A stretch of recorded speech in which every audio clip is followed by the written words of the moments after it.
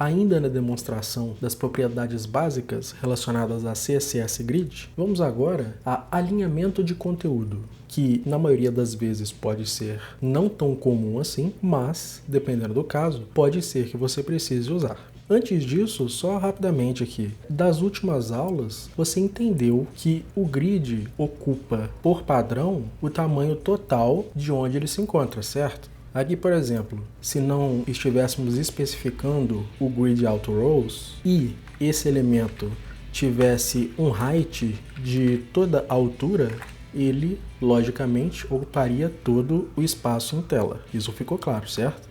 Então, muito bem, vamos ao alinhamento de conteúdo propriamente dito. Se você já trabalhou com Flexbox, isso vai soar bastante familiar, porque é bem parecido. Para começar, temos Align Items, que, como pode aqui ser demonstrado, possui os valores Start, em que o conteúdo ficará na vertical no início. Perceba que a delimitação do grid ainda continua ali. Vamos aqui no Firefox, inspecionar aquela grid novamente e demonstrar que nesse wireframe aqui, que vimos que é possível evidenciar com o Firefox, cada célula continua ali, só que em função do Align Items Start, tudo ficou no início do vertical. Tecnicamente falando, seria no início de Column Axis, do eixo de coluna. Também é possível colocar o valor Center, em que, como você deve imaginar, o conteúdo ficará centralizado, e o valor End, em que ficará no final. Também existe o valor Stretch, em que ele ficará ocupando toda a extensão da célula. Mas esse é o comportamento padrão. Caso isso nem estivesse aqui, não faria diferença alguma.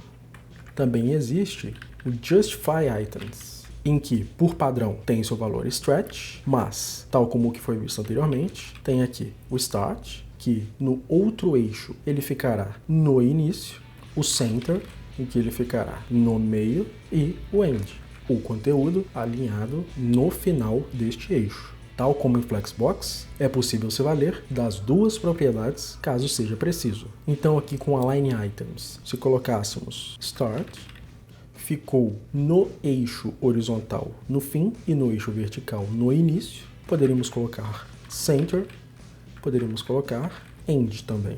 Ou, para uma centralização total, Center, Center. O conteúdo ficaria completamente centralizado, tanto no eixo principal quanto no outro eixo, totalmente alinhado ao centro.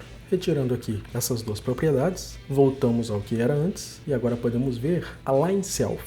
No caso, tem o mesmo comportamento do que foi visto no Align Items, mas ele funciona para um item especificamente. Em função disso, ele não é colocado onde se especifica a grid, é colocado no elemento em si. Vamos supor que seja aquele 2. Então colocamos aqui uma regrinha só para fazer um target naquele segundo elemento e colocamos aqui Align Self. Também possui os mesmos valores. Start. Perceba que somente aquele elemento foi afetado no seu alinhamento de conteúdo. Temos o Center e o End.